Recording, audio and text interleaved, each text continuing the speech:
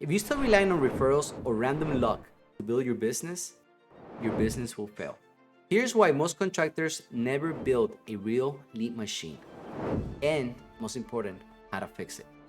Let's get started. By the way, I'm Guerrero and I help contractors grow and scale their business like I did ours for over $10 million and helping hundreds of contractors do the same. So let's jump into it. Number one, no clear offer equals no consistent leads. You need to make sure that when you're creating marketing, you speak directly to your ideal clients. And most important, what problem can you solve for them by providing your service, which is what makes you different and unique. You see, you can sell construction. What you're really selling is you're fixing a problem for somebody that needs your help desperately.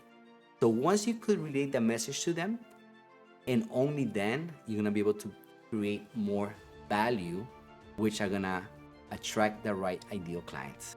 If you want the same exact systems we use today to qualify, present, and close $100,000 projects, text me the word sales to 786-949-3719, and I'll send over to you our sales closers blueprint for free. You're welcome. Problem number two, no system to attract or follow up or capture information. Most contractors are winging it. And this is one of the biggest issues. People fail in their leads, in their marketing. Having a CRM that allows you to track all the information, retain it, follow up when needed, will make miracles in your business and help you stay on top of your potential clients.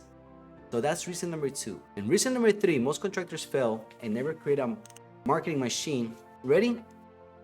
The lack of consistency. They're not consistent. They're not consistent with marketing, with ads, with content.